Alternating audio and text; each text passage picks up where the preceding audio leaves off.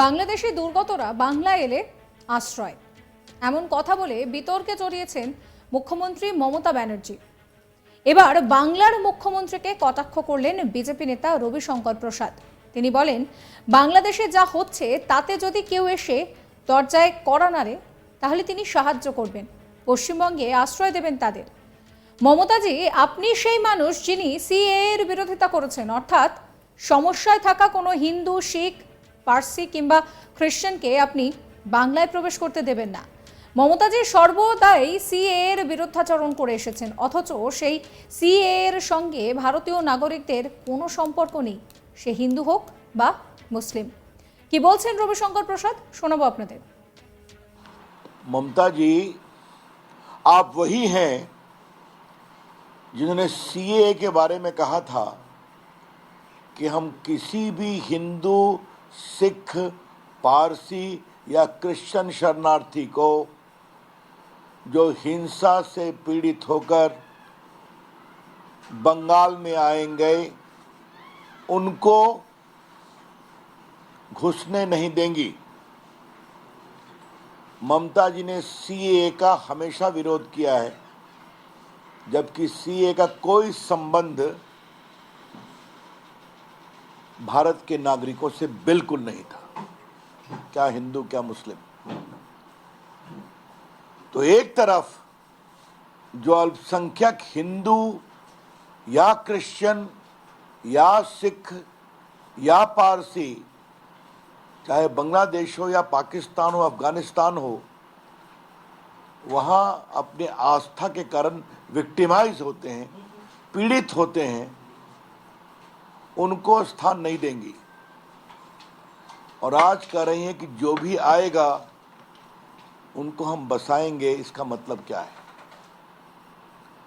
दूसरी बात, बार बार ममता जी और अखिलेश यादव भी थे और राहुल गांधी ये संविधान की बात करते हैं। संविधान में आपको यह अधिकार है क्या?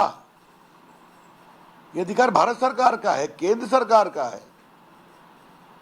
आप भी केंद्र मंत्री रही हैं। This power does not belong to the state government at all.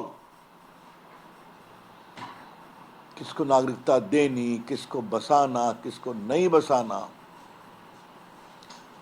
और ममता जी को मैं थोड़ा याद दिलाना चाहूँगा, 71 का वॉर हुआ था तो उस समय भी तत्कालीन केंद्र सरकार ने फैसला किया था कि जो विस्थापित आए थे उनको हम बसाएंगे, क्योंकि वहाँ विक्टिमाइज हो रहे थे।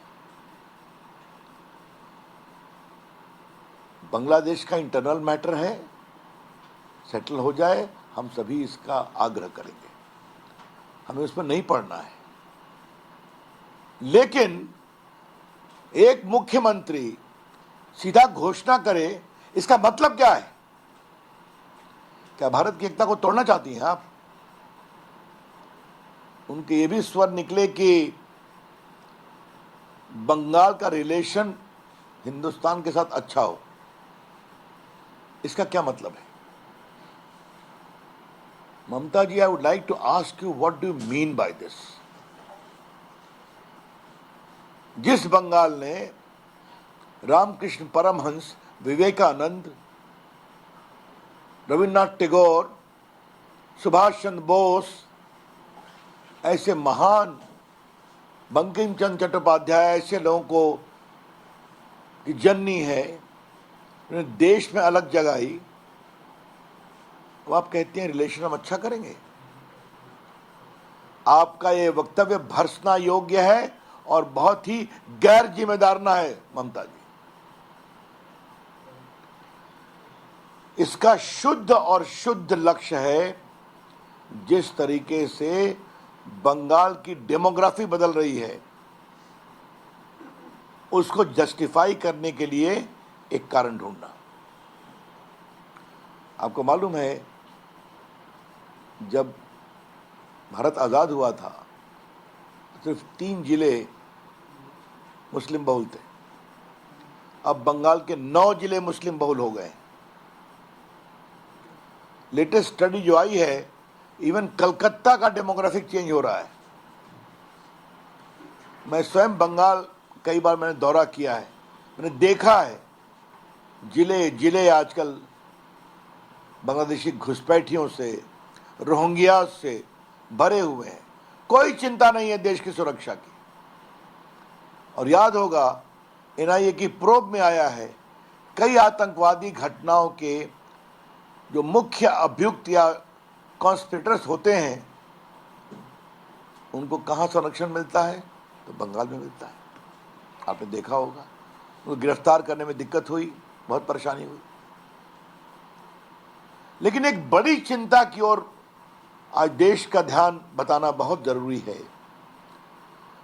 ये इंडिया गठबंधन वाले वोट बैंक की पॉलिटिक्स के लिए भारत की एकता, एकात्मता को कमजोर करने में लगे हुए हैं।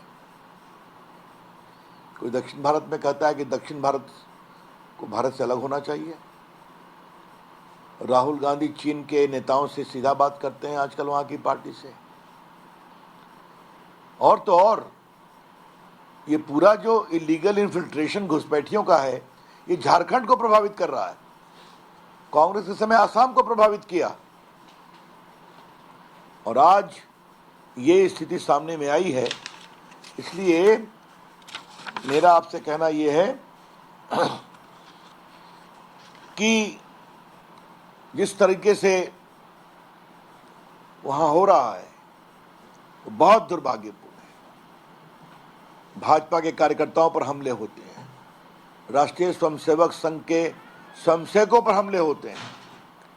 जो भी भारत के राष्ट्रवाद की बात करता है आज बंगाल में उन सबों के लिए खतरा हो रहा है। और उस पर से ये वक्तव्य ये बहुत गैर जिम्मेदार है, बहुत दुर्भाग्यपूर्ण है।